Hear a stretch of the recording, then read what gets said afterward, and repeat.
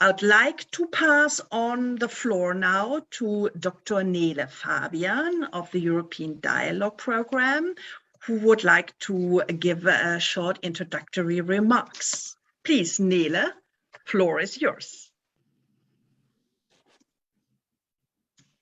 Thank you, Susanne. Yeah, a very warm welcome also from my side. You might have expected my boss, Mr. Thomas Ilker, who is our regional director at the European Dialogue Program of the Friedrich Naumann Foundation in Brussels. He can unfortunately not be here today due to a huge electricity blackout that we had along the entire street surrounding our office. So that was unforeseen. Yeah, he's sorry that he cannot be here. He has no connection. We also had to improvise. I'm in my colleague's apartment and we are live streaming from her Wi-Fi. So if any technical hiccups occur, that is due to the blackout that we unfortunately cannot avoid. But we are all here. You are also here. This is great. My name is Nele Fabian. I am a European Affairs Manager at the Friedrich Naumann Foundation in Brussels. And together with Susanne Hartig, I am behind the organization of this event. This is part 2, or the first event of part 2 of a series that we are doing on sustainability. We call them Sustainability Weeks. We already had one in July on the topic of consumption and production. This week will be on urban living and mobility, and we will have another one in October on food and agricultural production. If you are interested in those topics, you're also very welcome to look out for those. I'm very much looking forward to the wonderful panel we have assembled here today. I hope you're all as curious as I am. And what we aim to achieve with this series is to have a look of different aspects of sustainability in relation also to economic prosperity, of course, which we are passionate about. As liberals, we want to know what global trends there are in innovation coming from different sectors. Of course, the role of the environment and where climate change is heading is hugely important. And we are also very interested about, to learn about the role of the EU in this regard, both for our member countries, but also beyond the borders of the EU in a global perspective. In that context, we would like to know especially whose voices are currently not heard as much, which roads are yet undiscovered. So who's not being considered but should be considered? What roads would lead us to success, both in battling climate change and in including sustainability more into a prosperous economy and good global cooperation. And what position should the EU take in all of this? So of course, there are different answers from different sectors. And I guess there's a lively debate to be expected because we have quite a broad variety on the panel. And I would just wish you an interesting time on our panel today. Before I hand over back to our moderator, Susanne Hartig, I will quickly give word to my colleague Rahel Siebner from our office at Madrid, with whom we partnered up for this event to also give you a little bit of a broader perspective on Southern Europe. So not have it exclusively from the perspective of the Brussels bubble, but also open the view a little bit and bring in different aspects. So first over to you, Rahel, and then back to you, Susanne. Thank you so much. Yeah, thank you very much, Nele. My pleasure. Thank you so much for inviting us to join forces in this super interesting format. Hello, everyone. My name is Rahel Siebner. I'm project manager for Spain, Italy, and Portugal in our FNF Madrid office. We seek to strengthen cooperation and political dialogue between Spain, Italy, Portugal, and Germany and the European sphere. And also we try to develop new approaches to interregional cooperation in the Mediterranean. So quite a broad scope of countries we cover, and we are committed to contribute to solutions to specific regional challenges in Southern Europe. And we also try to highlight policy proposals and best practices for the European integration process. And this is where this format comes in, I guess. Sustainability and green transformation and the use of digitization in that process is one of the challenges of our times all over the world, also in Southern Europe, also ever more since the COVID-19 pandemic hit us, and it was particularly hard also on Southern Europe. And as our lives are transforming, so are our living spaces and our cities. If we just think of smaller cities, for example, where city centers have been affected by online shopping, and we must ask ourselves, how can we retransform these cities to stay lively cities? And on the other hand, in the big cities, like Madrid, where I am right now, the question of the difficult access to the housing market and rising rents, a really burning social issue, which many major cities in Europe are confronted with, and which affects everyone, and vulnerable groups, financially vulnerable groups such as young people or families in particular. So in Southern Europe, we're just as confronted with these topics as everywhere else, and we therefore are called upon to develop market-based innovative solutions to improve urban living and mobility. And I just found, just shortly before this session, I found a quote which Einstein said. He said, "No problem can be solved from the same consciousness that created it." So I'm really looking forward that in this round of experts, of European experts, we really can find and discuss some new ideas and wake up this consciousness, as Nele also pointed out already. Maybe there are already ideas, we just need to make them known.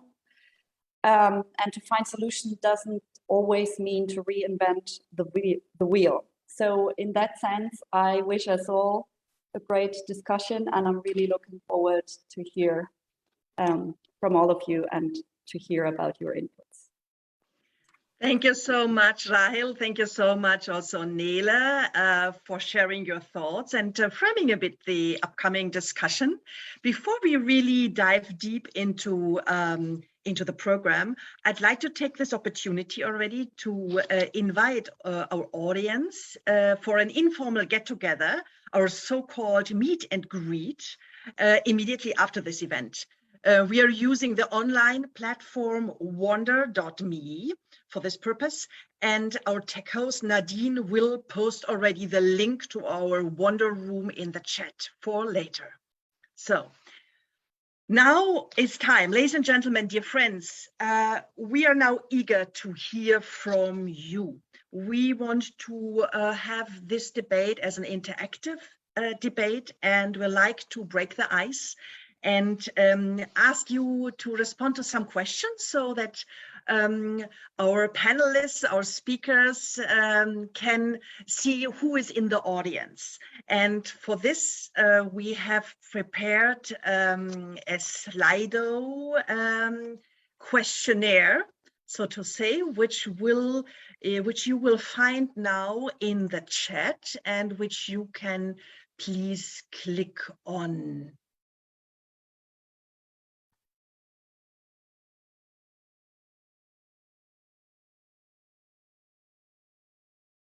So I see this is on, and you please take the QR code or connect otherwise. So the first question we would like to ask you, our audience, is in which economic sector or area are you active? Please choose and please interact with us. Thank you.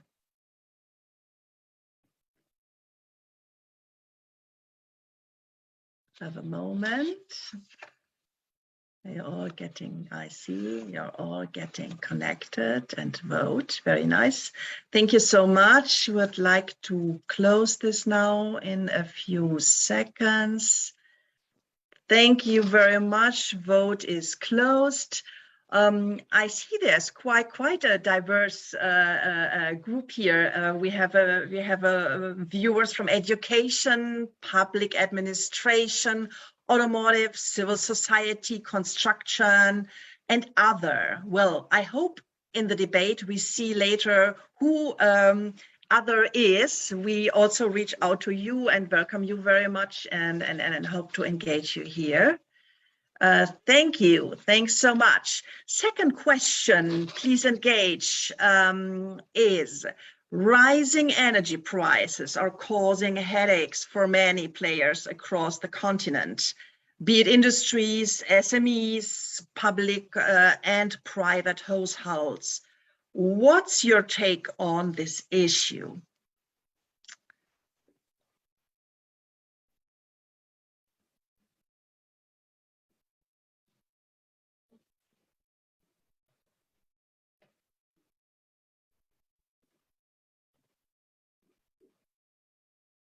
Few minutes. I think everybody has voted.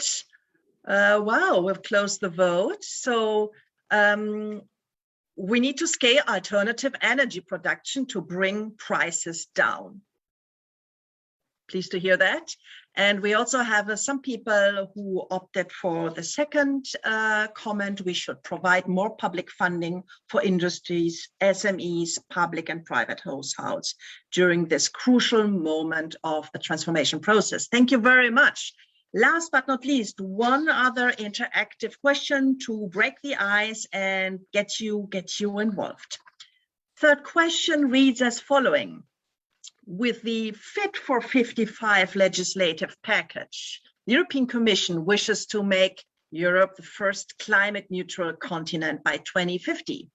What's your assessment of the Fit for 55 proposals?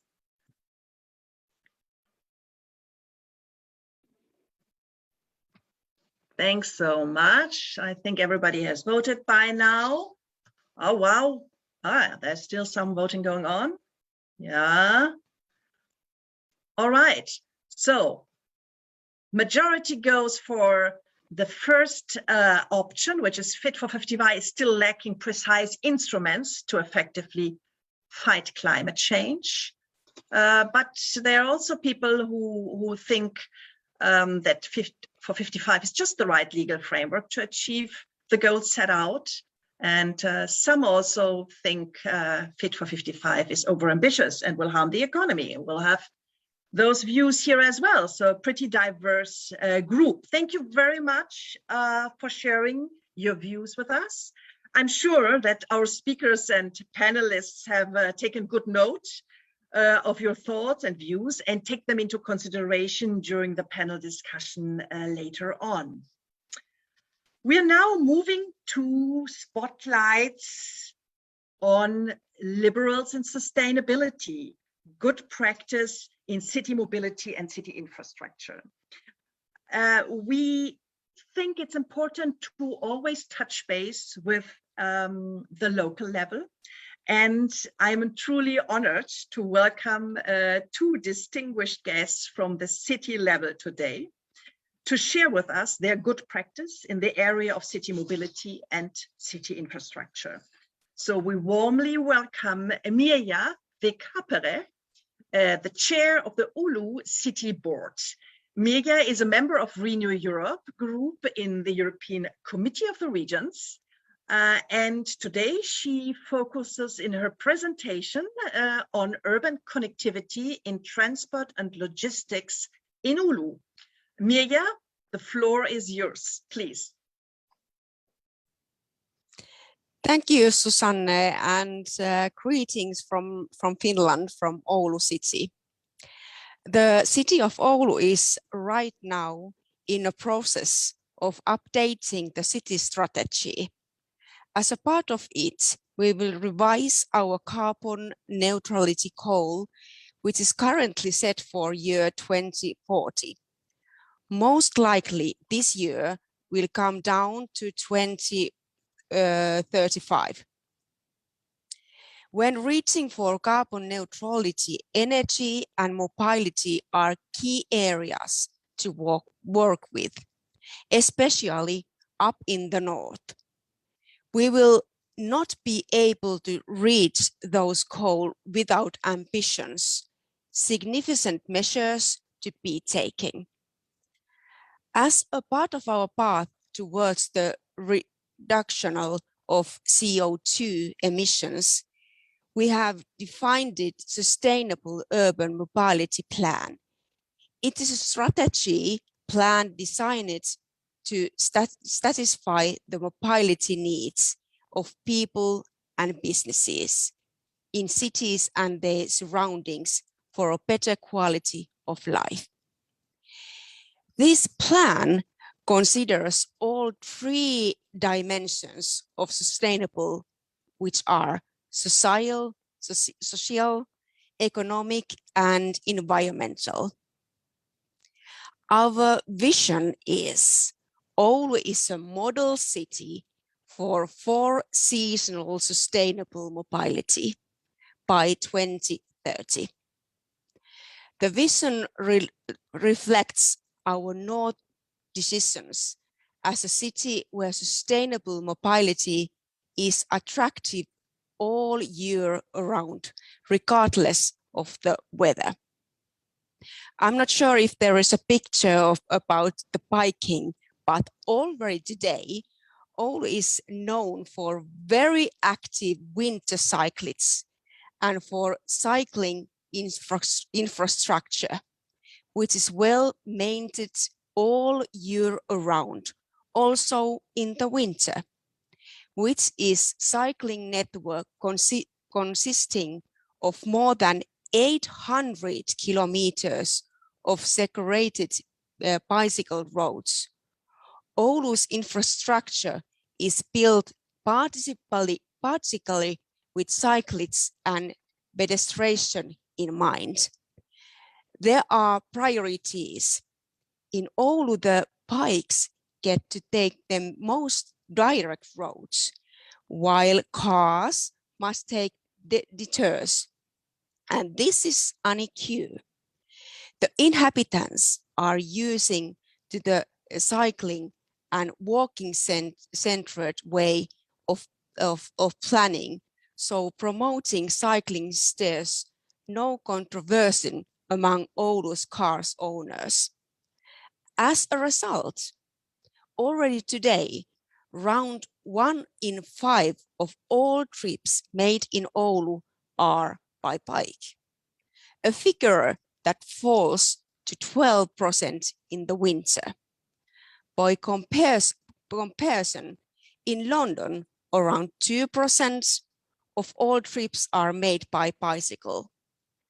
Further south in the capital's Helsinki, cycling on over average represent 9% of trips. With our measures, we aim to develop operational urban environmental where our daily journeys are faced with sustainable mobility models, and the share of journeys with sustainable mobility modes in over 50% of all journeys.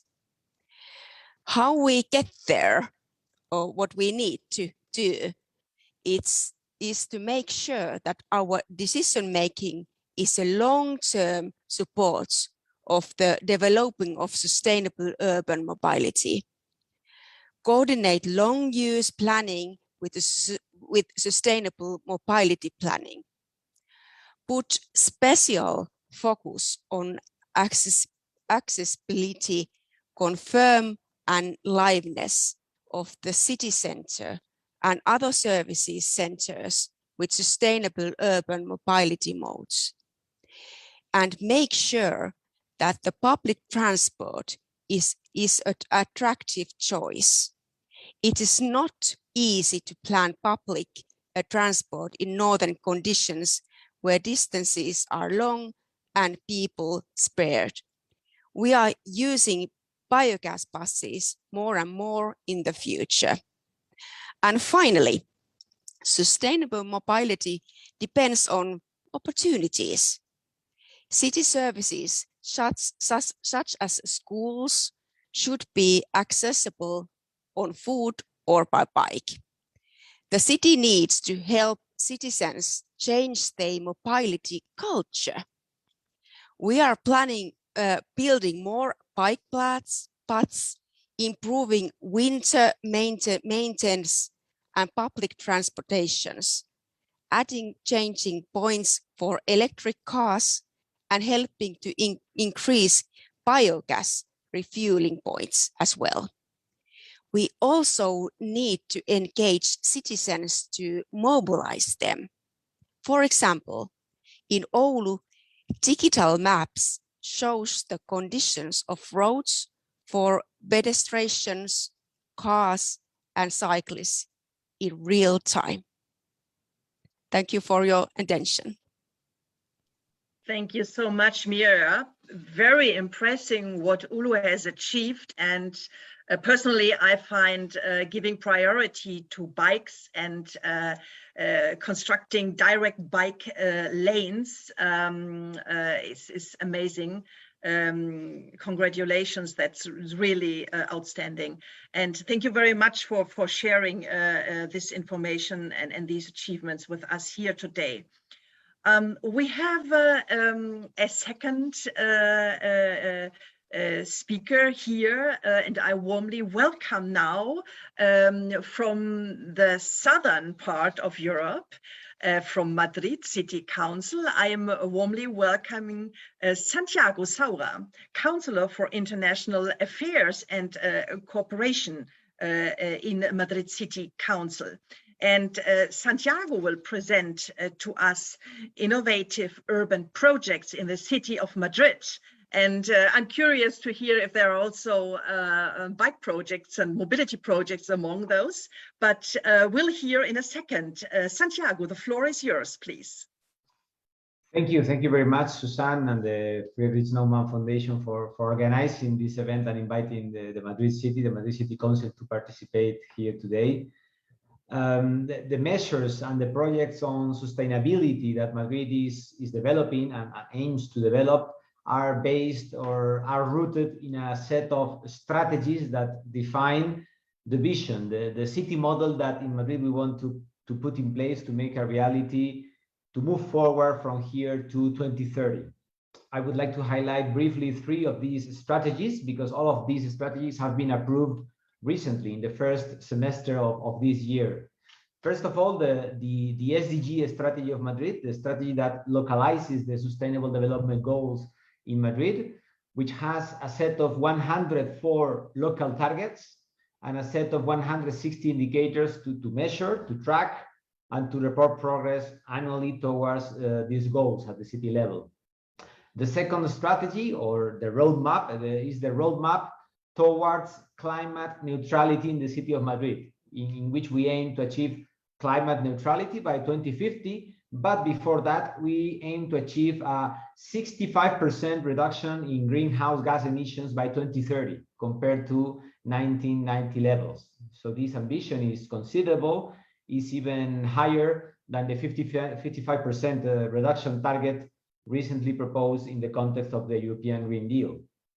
And third, we have in June, we have approved and made public the plan for the recovery, transformation, and resilience of the city of Madrid, which contains the portfolio, the set of projects that Madrid City Council considers that are aligned and therefore that aims to develop with the support of the Next Generation Recovery Funds. This is important for Madrid to use all these opportunities and funding, European funding, to move forward many of the sustainability lines in the city. Our municipal plan for these funds includes a set of 105 projects, which make a total investment of 3,900 million euros, which is a considerable transformation package for the city. Obviously, I will not go through all these 105 projects, considering the time available, but just give me an idea of 3 important lines of work that we are developing based on these strategies in Madrid. The first of them is the progress towards low and zero emission mobility.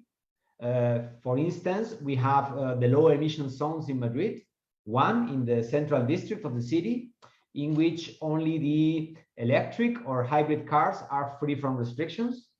And then we have also a larger low emission zone for the entire city of Madrid, which has been approved recently, in which the most polluting cars will be banned already starting from January next year in 7 districts of Madrid and extended to the full city by January 2025.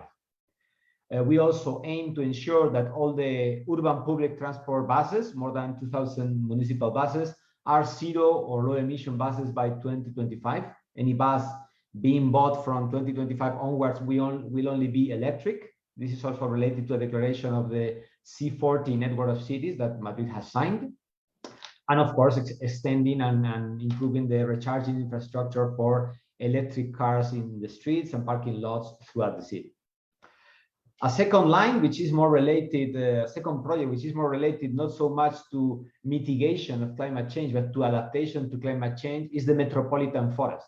The Metropolitan Forest is a 75-kilometer long forest ring, a green corridor that will surround the entire city of Madrid, composed of native species, native plants only, plant species only. And we will plant more than 500,000 trees to provide spatial and ecological connectivity by linking together existing but also new forest and green areas to form this continuous corridor around Madrid, including green bridges or ecoducts above some of the main roads or highways to ensure this connectivity at both sides of this green and social corridor, because it also will be a social corridor that will be accompanied by playgrounds, nature interpretation centers, trails for walking, running, cycling, and other facilities to promote the social use, the recreation, basically the sport and the health of the citizens in close proximity to their houses, which has been shown to be very important even now more through the pandemic.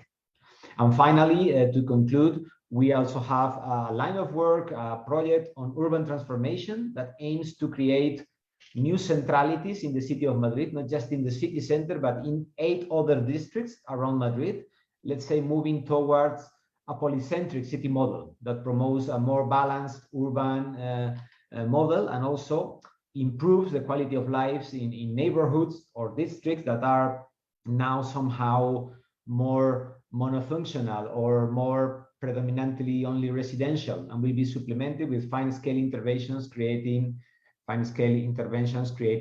proximity services from commercial to sport facilities to workplaces in close proximity and in between the neighborhoods in these districts.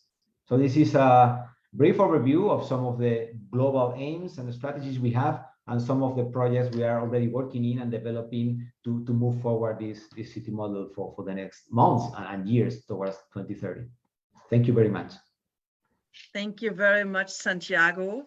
I just want to conclude here with our 2 local councillors. We spoke about biogas buses, hybrid buses, giving priority to those transport means. We talked about metropolitan forests that are set up in Madrid, green bridges. So we are framing the debate with these local impulses, I would call them, to move now to our centerpiece of this event, which is the panel discussion. And if Santiago, Mirja, you wish to stay on, most welcome. We want to now move on to the panel discussion, and I'm very proud to facilitate such a diverse panel of experts today that will explore with us sustainable and circular solutions for local and global challenges facing the construction and the transport sector. For your information, our tech host, Nadine, will now post the link to our panelists' short bios, so you find them in the chat. Those sectors, construction and transport, play a key role in making European cities greener and more resilient. serving business, society, and environment. Mirja and Santiago mentioned it. This is the purpose, and we are now looking to have our panelists here to provide a first impulse, a first introductory statement from their perspective, respective positions and from their different sectors. So I'd like to start, as we put it up in the program, alphabetically with Adrian Heyer. And Adrian, as we have agreed with all panelists now, you briefly introduce yourself with a couple of words and then give your entry statement. And that's how we enter the panel discussion. And maybe to our audience, please already think of comments and questions you have in mind or that you are developing during the course of the entry statements.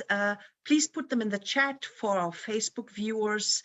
My kind colleagues will get your questions and your comments to me as a facilitator. So please think about this already while listening now to Adrian and afterwards to the other panelists. Adrian, floor is yours. Yes, hello, very well warm, very welcome from my side. My name is Adrian Heyer. I'm head of the European Construction Policy Department here in Brussels. And yeah, before that, I was working for 4 years as a sales manager in a public sector consultancy.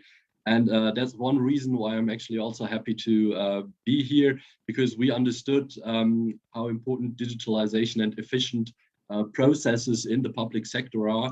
And I will come back to that later in my statement, but I understand that the Liberals have a very good approach to that. And the second reason is because I spent some very good time about 13, 14 years ago in the Theodor Heuss Academy with our school class in Gummersbach, and I had good memories of that. So I'm happy to give something back of that good experience that I had in Western Germany there in school times.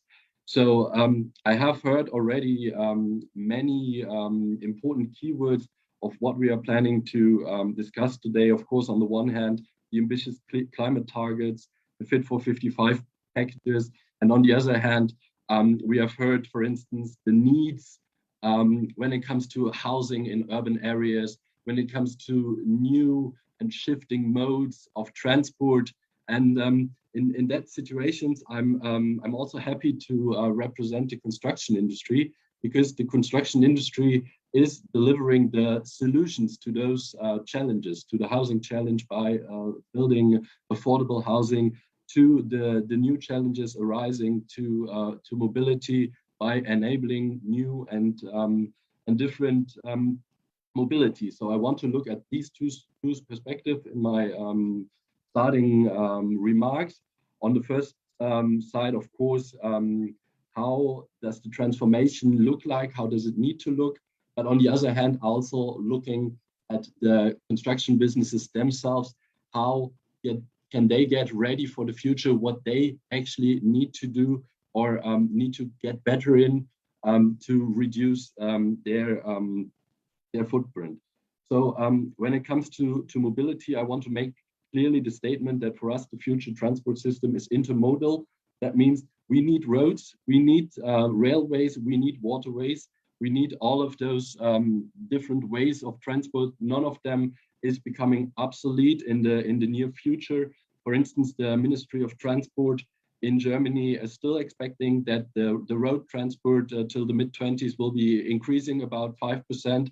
So we need all this infrastructure, and we need it in a good and healthy state, which is currently not always the case. If you look, for instance, at 40,000 bridges in Germany that will have to be renovated. But we have heard also from different participants, the infrastructure is changing. There's bicycle infrastructure, there's e-mobility coming up.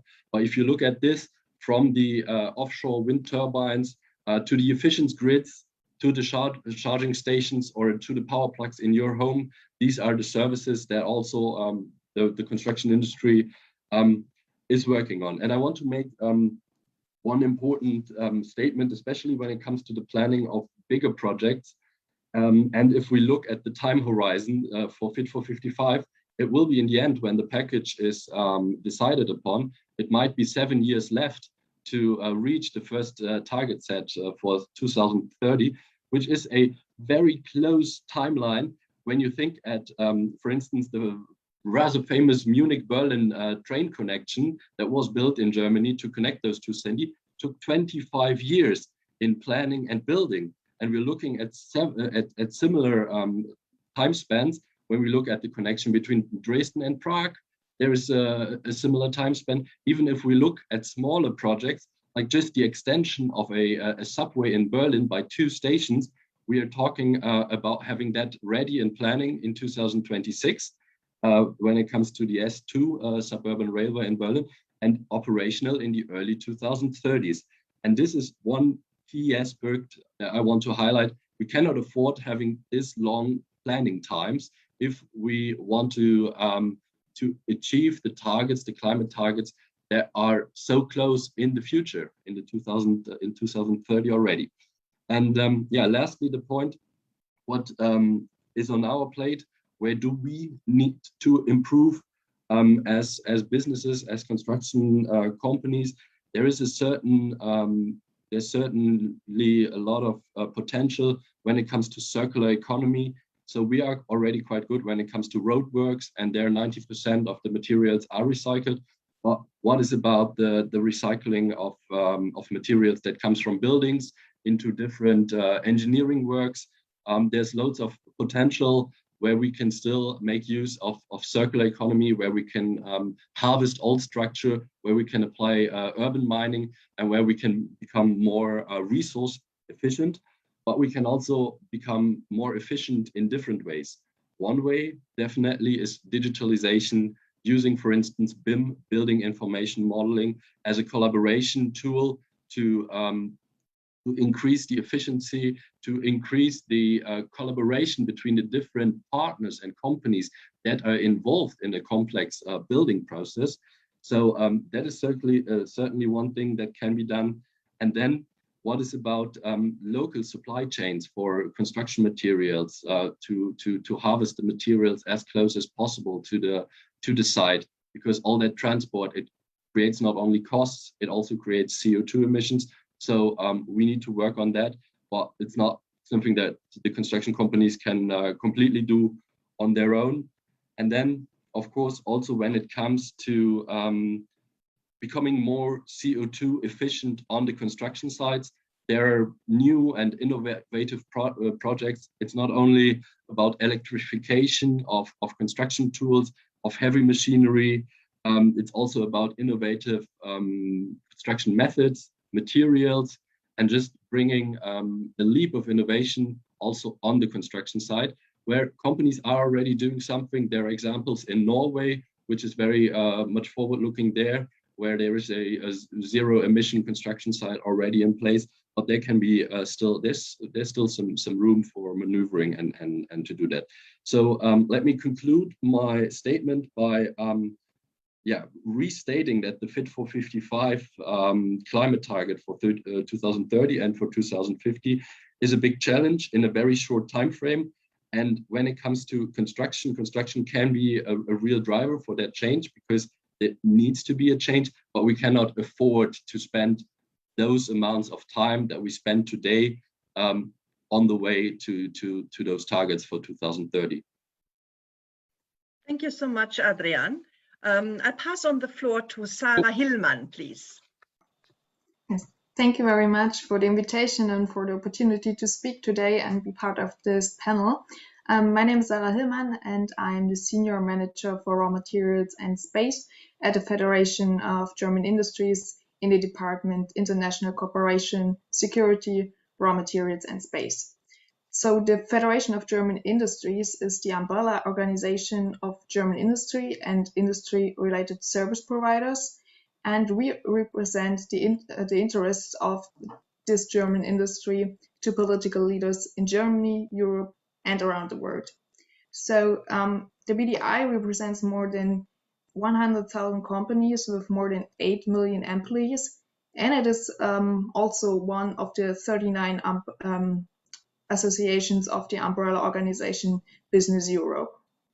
Well, as BDI, we consider a sound supply of raw materials as essential. Raw materials are at the beginning of every value-added chain. They are the basis for all industrial activity, and thus raw materials are a prerequisite for our progressive industrial society.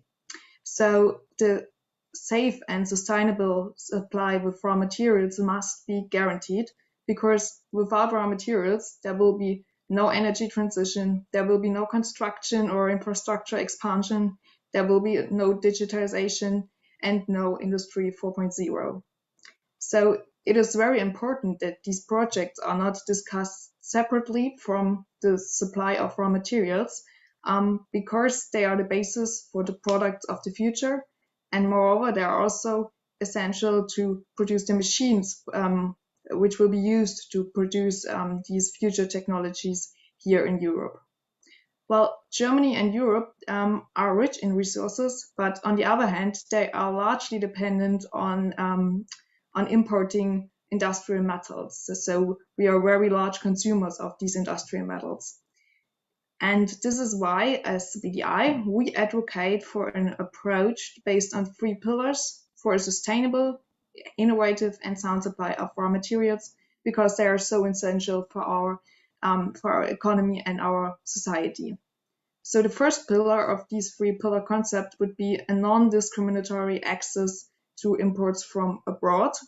So supply can only be secured on functioning world markets, saying that trade barriers and market concentrations, which we see all around the world, can have severe consequences for our European industries, because Europe and European industry rely on reliable partnerships in these trading areas.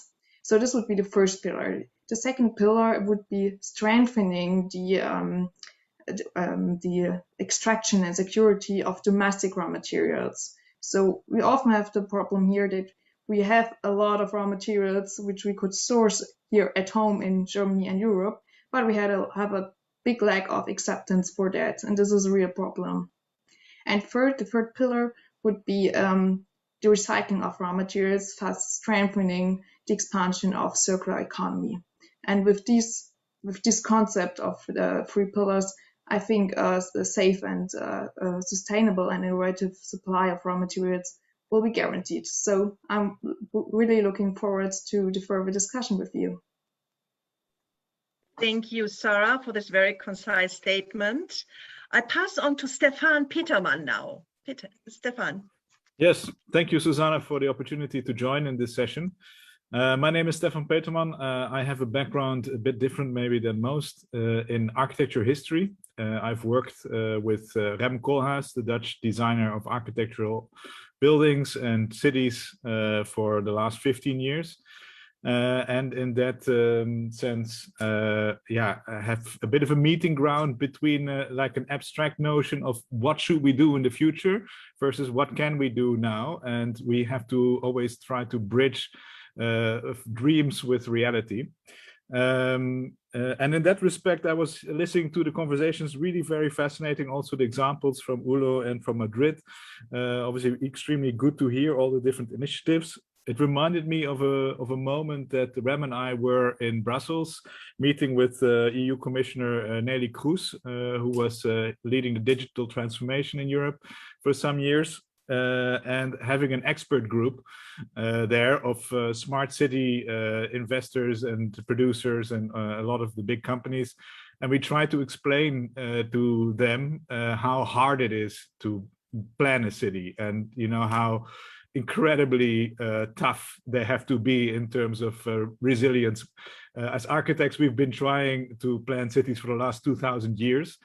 Sometimes with success, sometimes less successful, and we're still figuring out how to optimize our strategies and workings. I think what I really enjoy in this platform is that we come together and that we discuss these type of issues. what they mean. I think in the previous session, also in the invitation, I was really interested in this combination of business, society, and environment, and how they actually meet up and how they can be really productive factors for growth with a critical sense. In that sense, also really reflecting what citizens are looking for, what they want, and also how we can restructure our economic thinking in the direction of, for example, circular economy, which both Adrian and Sarah also highlighted. I think this is crucial. I think politics is the key in this area, and debates like this, yeah, I enjoyed very much, in terms of finding a good playing field where we can make real progress in developing these political tools that we need for the future. And maybe I'll leave it at that for now. Thank you, Stefan. I pass on the floor now to Amélie Salau. Please, Amélie, your turn.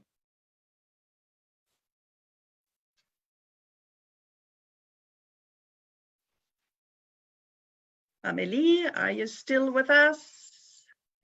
Don't hear I hope you can hear me. Yes. Yes. Okay. So my name is Amélie Salau. I will restart over again. I'm working at ASEA, representing Europe's 15 major car, van, trucks, and bus manufacturers, and I'm the Environmental Policy Director. And perhaps I brought a statement today where I take the solution by the end. So what can we say as automotive industry? We believe that a carbon neutral road transport is possible by 2050.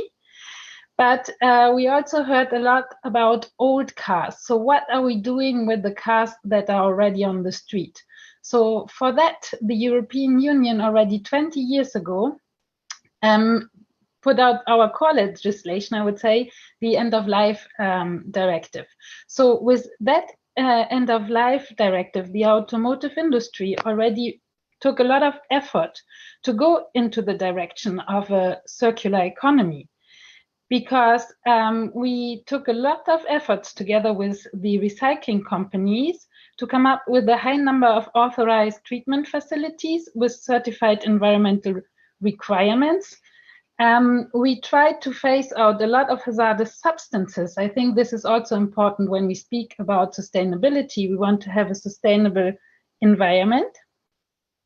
And it is also a chance for Europe, because Europe has become a global driver for innovation in end-of-life treatment technology, such as post-shredder processes. And we also see now the step going into plastic recycling, chemical recycling. So there is a lot of chances for Europe and improvement. The goal of the automotive industry is to increase the use of qualified secondary materials and reduce the use of virgin material from fossil sources and ores. And for all the metal that you have in the car, this is already working very well. But we also have some challenges, and that is, for example, plastic. We also have a lot of plastic in our cars that is needed, for example, for your seatbelt or your airbag, so for safety issues. So I hope you still want to have them in your cars in the future. But with the whole plastic discussion and the circularity, we have to come with improvement in those topics. So there are a lot of application, as I already said, that are in the car for safety. So we cannot just take any recycled plastic to put it in our cars. So what we see here is that there is an alliance needed in between the future technology that we will have in Europe and the industry to come up with clear solution and a clear level playing field. But also it has to be cost efficient so that we can still have affordable cars in the future on our street. And what is also an important topic, and this is why I took this directive that is already 20 years old, that time is an issue. And if you have a real complex object like a car, we have a life cycle that are 7 years in the future. So we already have to plan now for the cars that will be on the street in 7 years. So the goal of the Green Deal are high, and we want to reach them as automotive industry, but there are challenges that we have to face, and we cannot face them alone because it is a holistic approach that we need, and there will be increasing efforts from all stakeholders that will be needed. And just to conclude my statement for today, sourcing also of recycled material is a matter of trust in the supplier. Any change of the sources during production phase may lead to failure of our car components, and we all want to drive in safe and sustainable cars in our future. Thank you. Thank you so much, Amelie. Great to see you're back with a video. Before we continue with the last impulse, may I ask our also our Facebook community to ask questions, and they will be transferred by my kind colleagues to me. Please do also formulate questions. That also goes, of course, for our participants in this Zoom meeting. It would be great to start after these series of impulse and entry statements to start a discussion. Okay, so we have Dr. Zimmer as last but not least to give his entry statement before we start interacting with our audience. Dr. Markus Zimmer, please, the floor is yours for the entry statement. Thank you, Susanne. It's such a pleasure already to listen to all the others, and it's a great opportunity to be here. And my name is Markus Zimmer, as you said, and I'm working at Allianz Research. For myself, I'm what I would call an resource economist and climate economist. And my main task is to inform internally on topics, ESG-related topics and developments, and also to drive the discussion on how we react on the trends that we see, particularly from climate change, particularly also in the topics we are talking about today, green mobility, smart cities. And I want to also address like Allianz as the finance sector in general. Allianz plays an important role in the energy transition.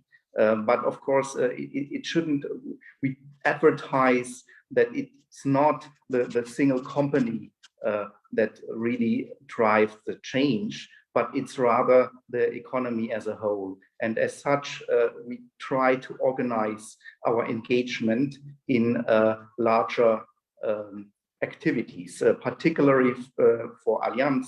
That means that we are very active in the United Nations Net Zero Asset Owner Alliance with a lot of other asset owners in the finance sector, where we really try to commit ourselves and also disclose our commitment according to science-based targets that we have set and that are in compliance with the 1.5 degree global warming target that we want to achieve.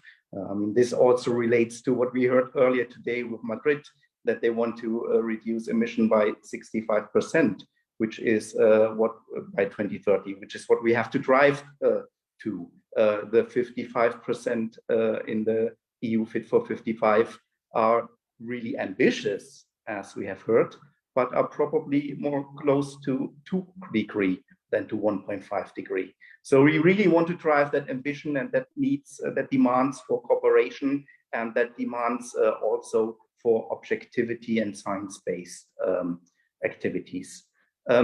In the whole context, so we have heard a lot already, and I want to emphasize particularly again the role of the circular economy.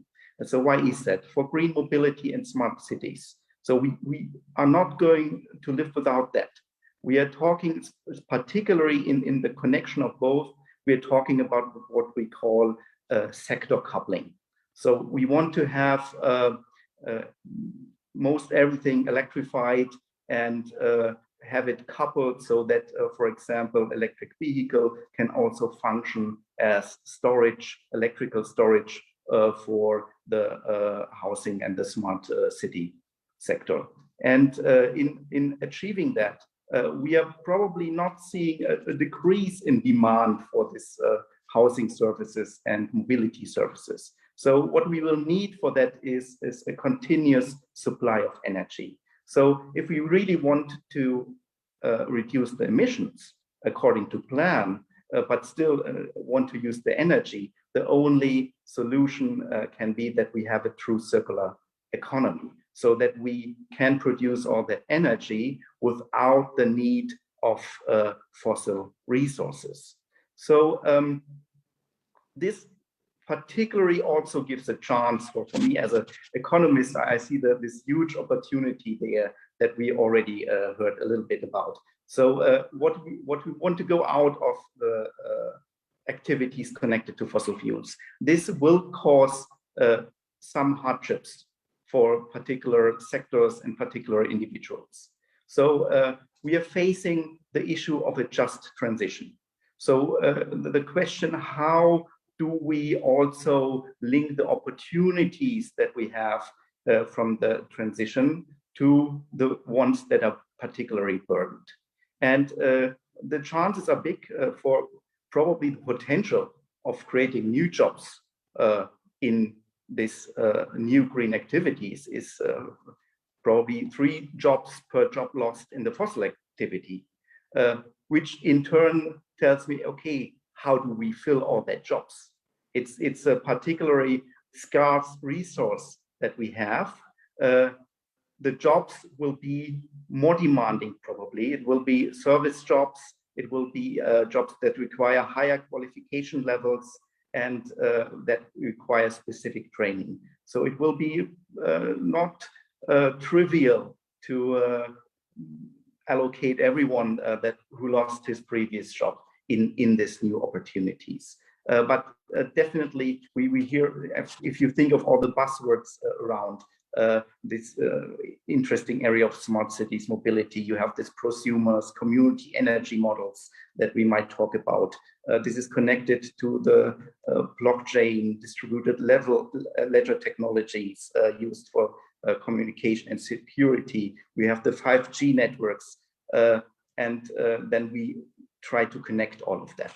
So this is a lot of infrastructure investments that we also see. And there I close the loop back to the financial sector. So also there we can play a particularly important role by providing all that capital that is probably needed. There we have ongoing discussions just today on how to reform the Solvency II. It's particularly relevant for an insurance company to allow the amount of investments to flow into green activities that we need, because we have capital requirements. So you have to think on how to adjust really these capital requirements to the actual risks and need that the society faces.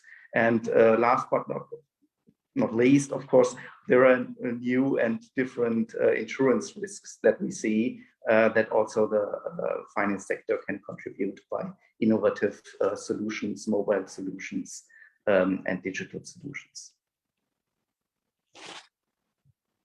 Thank you very much, Markus Zimmer. I have a wide array of very interesting points you made here. And while our participants are still making up their minds, there are some questions dropping in already, but I'll give them some more time to come up with more questions. I'd like to get back to an issue some of you raised. The question of planning time, of timelines that where policymakers may have assumptions that are not shared by those who implement, the constructors, the innovators, the city planners. But there is, it seems, a disconnect between what policymakers think it takes time-wise and those who implement the plans and then the construction and the new projects. Be it in the area of automotive, be it in the construction area. I see that this is an aspect, and it seems that given the complexity of the planning, there's also the complexity of the production and the products.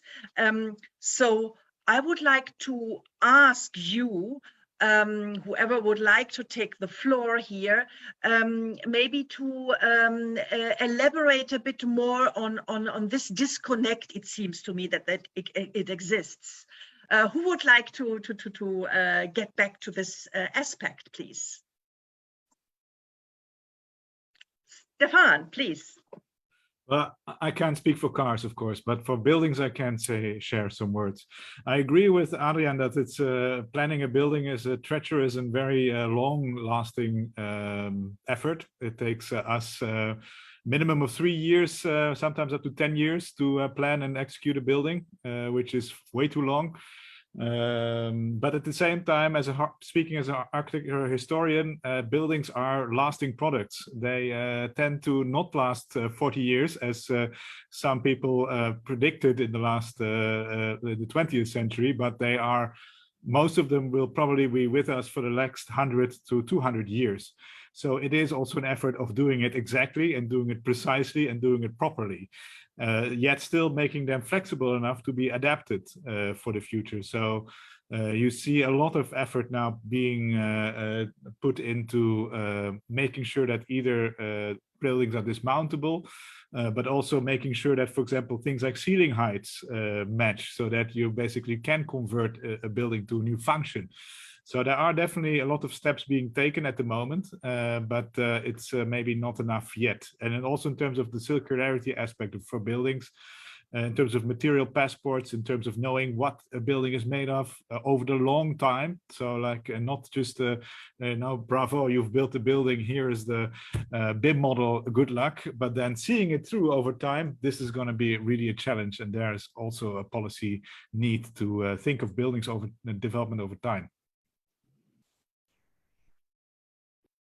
Yes, Adrian, please come in. I totally agree to that point being made also to the longevity of buildings. And I mean, Brussels is, for instance, one city who still can be glad how well it built 100 years ago, and those beautiful buildings will be around for more than decades. But it is not only the planning, and it's also not specifically the planning that I think is the nuisance. It's the permission. The time that you need for the permission needs to be added on that. And the best example is the Tesla company and their building in Brandenburg, who have put an enormous amount of investment on the ground without having a building permit. And they have the company almost up and running, and they still don't have a building permit.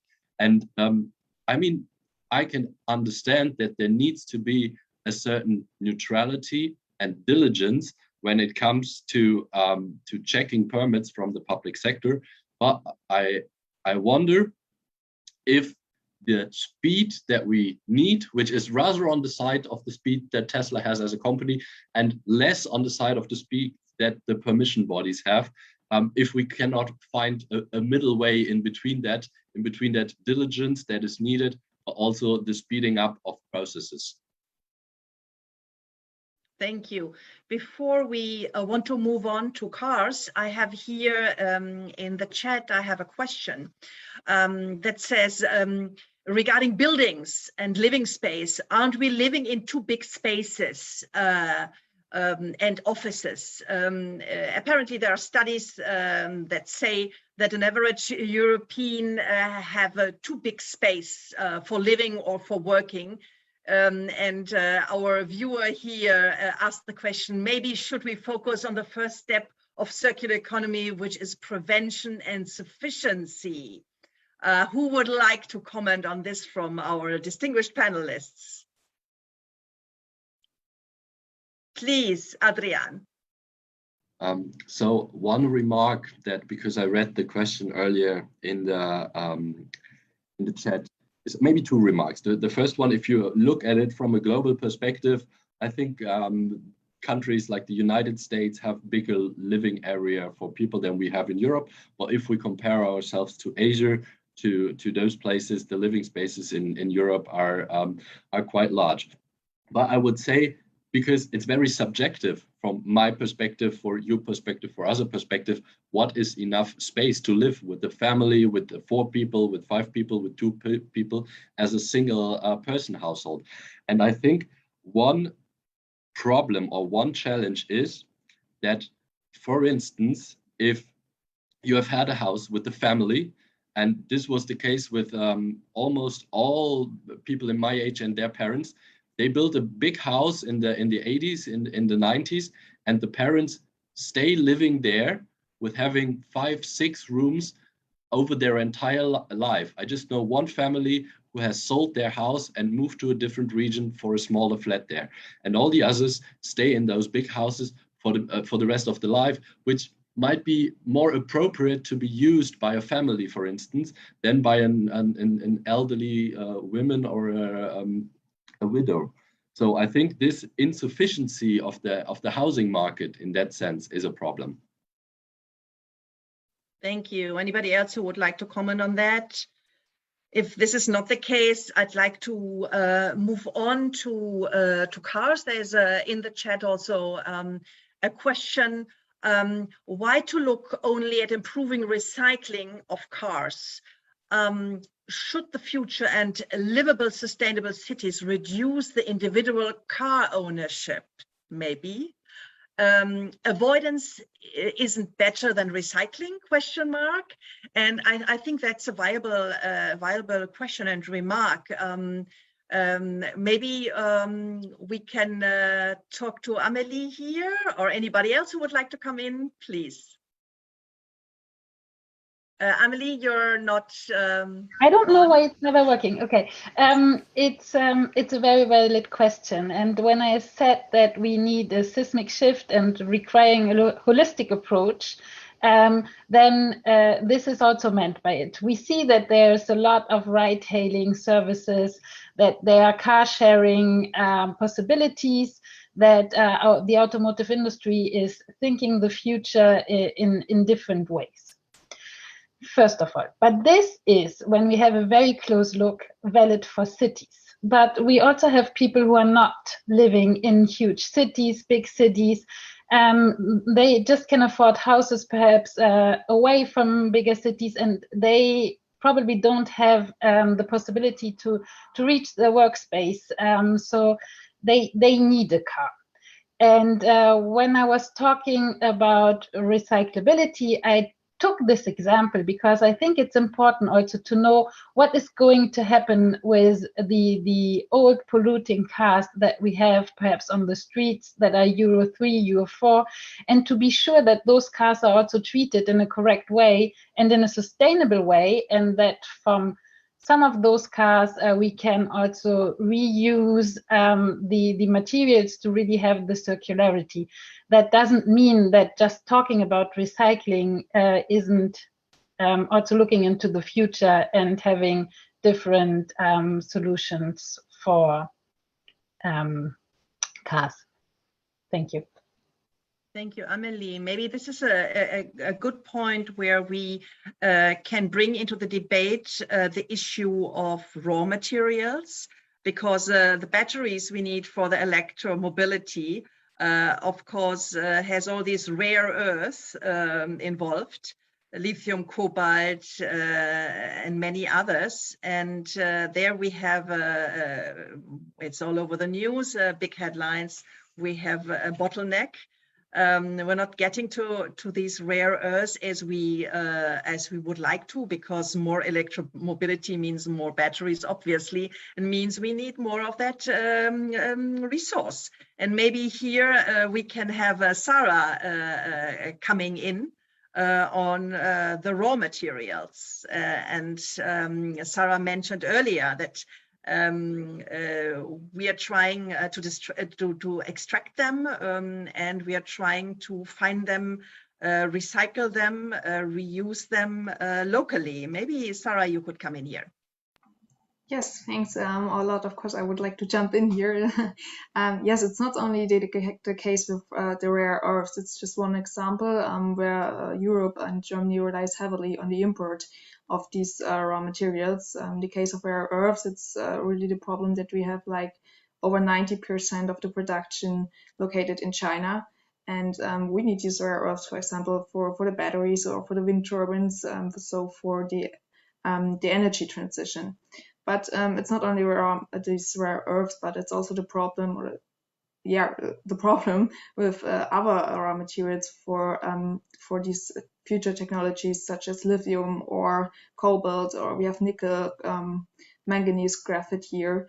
And the problem we have is that there will be a much greater need for these raw materials. So, for example, in 2015, it is expected that we will need 18 times more lithium here in Europe than actual. And you have likewise numbers for other raw materials. So what we can do is, of course, we need to strengthen our domestic extraction. But of course, we do not all have these raw materials here. So we, on the other side, also have to expand our efforts on building a circular economy. But I think the most important point here is that none of these three pillars I mentioned earlier can stand alone or can give a safe supply of raw materials on its own. So we need all three pillars because they act together. And this is, I think, a very important point to mention. Thank you. Susanna, I would also say some economist contribution to that point, because I think it's a common misperception that really there is an issue that we couldn't achieve a specific goal in the transition, in the green transition, because there is some specific material lacking for that. So when we speak of scarcity in this respect, it's always a scarcity of getting some specific material at a very low price that we imagine we need to stay under. And we have, for most processes and for most technologies, we have alternatives for a specific rare earths or rare materials. So we can substitute. This is the one thing. The other thing is that we do not price in a lot of the externalities, environmental externalities, but also social and governance externalities that we see, for example, in cobalt extraction. And this makes this specific resource too cheap in comparison to the more sustainable alternative, maybe from recycling. So basically, the issue is more of a cost issue than an issue of we do not possess enough of a specific element on Earth to actually make the transition happen. Thank you for this important contribution. Anybody else who would like to come in on that aspect?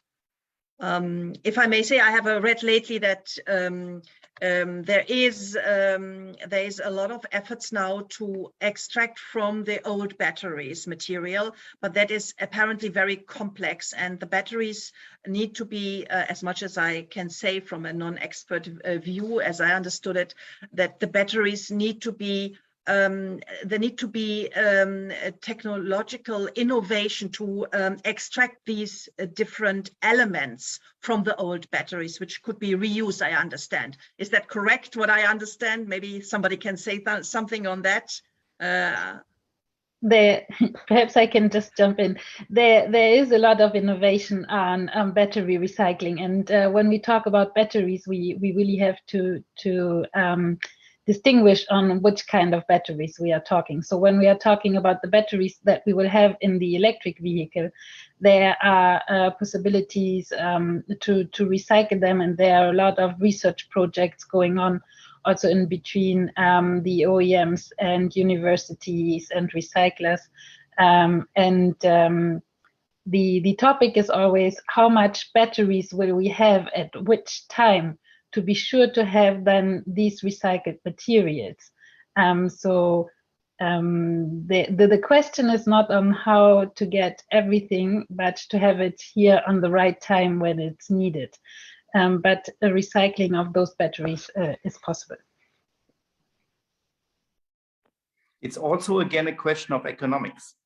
We don't. It's a misperception again that we have so many batteries now that need to be recycled. These batteries, contrary to common perception, have a long life. After they are in the car, they have a second life as an energy storage. So currently there is just not enough batteries, used batteries on the market to have a business case to actually recycle them. So the technology in the laboratory is there, but we need just more batteries to build a business around that. More used batteries. Yeah, and to say that is why we need time, because if you buy now a car, you will drive it a few years, and then, as you say, you would use your battery as an energy storage supply. So it takes time till you have them in the recycling facilities. I think we are back to this issue that was mentioned many times already. That time is an issue here, and many of the new technologies that are innovative and that are already developed need time to be really used and have the full potential, to show their full potential. That's what I'm getting here. Thank you so far.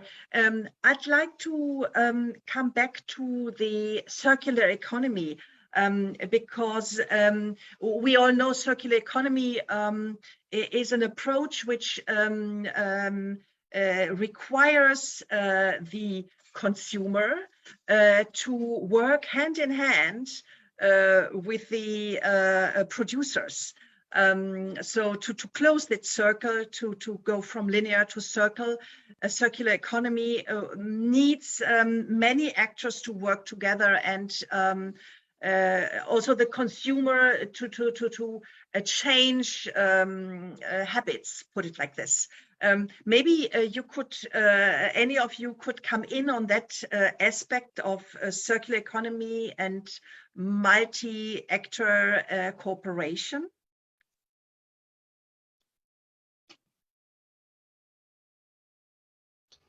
I just perhaps want to add a topic that it's not something new. When you look, for example, into Germany and you go and you buy your drinks, you have to bring your bottles back.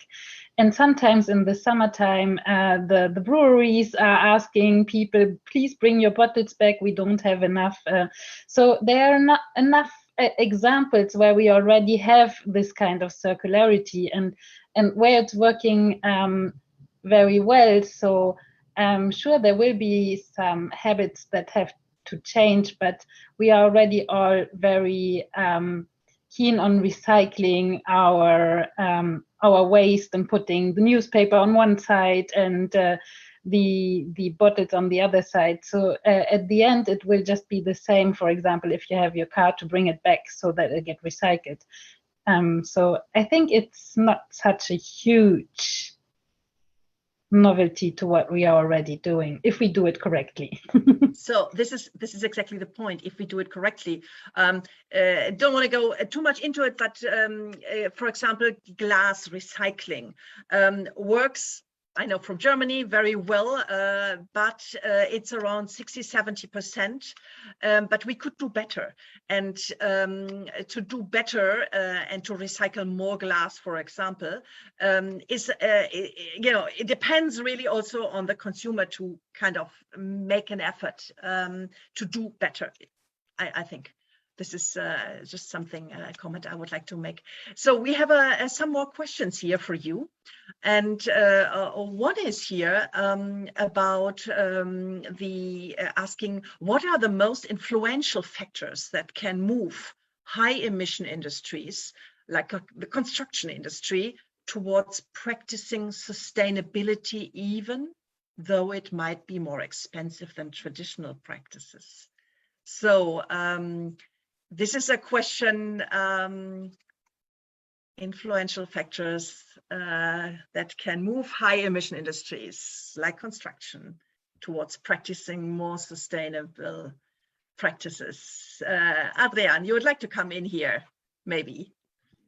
Yes, I can, but Stefan has raised his hand, so I would give him the first floor, but this is definitely... Thank you. Sure, It's very kind, Adrian. First of all, coming to the mobility point and the battery discussion, it reminded me of a recent, I also teach with REM in China. We are visiting professors in Beijing. And there, one of the students alerted us to a new practice, which is becoming very rapidly popular in Beijing, is not to fill up your car with electric car, but to replace your battery. They have battery replacement stations which can replace your battery in 3 minutes. And that's maybe that's sort of an offshoot for us, or something really new to think about. But it highlights the fact that I do believe that we have to collaborate more with our friends across the globe, and not only look at the European perspective, but really also consider that a lot of the change, a lot of the involvement of most notably China, but also the US, is crucial also for Europe to succeed. So I really would encourage more collaboration in the East, particularly. Coming to circular design, indeed, maybe for bottles it's easy, for buildings it's really much harder. There are a number of larger elements in buildings which are easy to track and to recycle and think. But specifically in the interiors aspect, when it's about changing walls, changing isolation materials, and then even the connections that are made, for example, the use of glues and lubricants is a highly problematic thing in terms of recycling and becoming circular. So this is quite still a big challenge. I think one of the important aspects is that currently the tax system is not set up to encourage also recycling, by putting a lot of emphasis on taxation in labor and less in materials. And that could be perhaps one of the levers that we can push in terms of becoming more conscious of the materials that we use. Obviously, building materials are huge and have an enormous impact on the environment. So I think it might be time to really think about how we tax these matters. Thank you, Stefan. Adrian, please. Okay, yes. As the question was directly referring to construction and its environmental impact, which can of course not be neglected, but there are different perspectives and different angles to it with different solutions. So it is material intensive. It has the high use of certain materials, speaking especially about concrete and its cement, which have a natural CO2 footprint. So even if you would have all the heat which is generated in the process from renewable energies, you will still have about 30% rest emissions that you need to utilize or store from cement, from concrete. And as I said, it's a very material intensive industry, but the materials are used to build, on the other hand, long-lasting structures, which are around for 100 years and more. But to have an angle or to have a leverage on that CO2 emissions that comes from the material side, a CO2 price is a viable measure to kind of change also the composition of construction materials and transform it in a way that the best material efficiency for the respective purpose is achieved. and that you don't go into what you still currently have, overuse and over appliance of certain materials, which we see, for instance, in use of massive amount of concrete, even less could be viable to fulfill the requirements, the parameters for stability, for instance. That is on the material side, just highlighted on one example.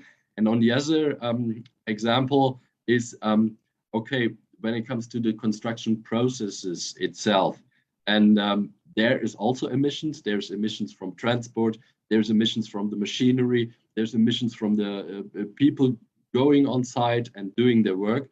And there, the CO2 price will of course also have its impact. Innovation will have an impact as well. We saw in this year on the big fairs that Liebherr and other big machinery producers are all going electric, offering electric solutions. There's Deutz now coming for H2 powered construction engines. So there is also innovation in that way coming up. But it will of course take some time for that to reach down to all the companies. But the companies that we are working with, that we are in contact with, they are already working on that. And if you look, for instance, at Implenia, which is a Swiss construction company, they have in their sustainability reports that they already do. And I think just another remark, taxonomy for Dr. Markus Zimmer is also a very interesting topic to talk about, but another time maybe. So there's a lot of leverages, which I explained, and the companies are already on the way, but it will take more time to get to the target. Thank you so much. I don't know how you feel, but I feel we have just started, and we are warming up, and there's so many aspects popping up. A clear sign that there are enough issues and aspects to discuss further, to dig deeper.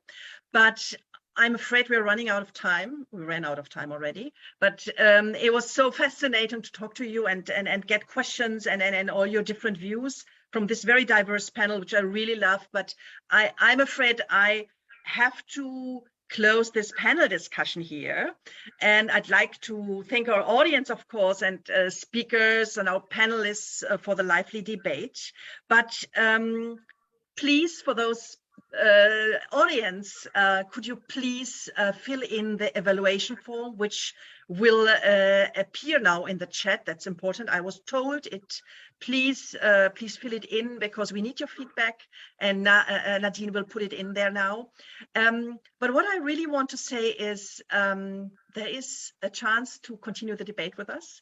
There's a chance for all of you who are professionally dealing with the many topics around sustainability and circular economy to join us in the deep exchange tomorrow, a deep dive, where we sit at World Cafe tables, and there's really interaction and networking, not with a panel, but really among peers and colleagues. And of course, you could join us now for the wonder.me informal chat. So these are plenty of opportunities for our audience, for our speakers. In 5 weeks, we have a COP26 that will convene in Glasgow, and many voices, among them the UN Secretary General Antonio Guterres, is concerned. They're concerned about the worldwide progress when it comes to cutting emissions, limiting the increase to 1.5 degrees Celsius. I wonder, European climate leadership is something which I could imagine we would like to see, but then Stefan said it so nicely, the bridge between dreams and reality is there clearly. And I think, Stefan, one point you made to look and in exchange more with the East is also a good idea to further learn from each other and pick up new innovative ideas internationally. I think that does us good, all sectors. And with this, I would like to thank you all very much, and thanks to all our participants and the audience on Facebook. And I'd like and hope to see you back either in a minute in wonder.me or tomorrow at the World Cafe tables or another time. So be back at the Naumann Foundation, and good afternoon. Thank you.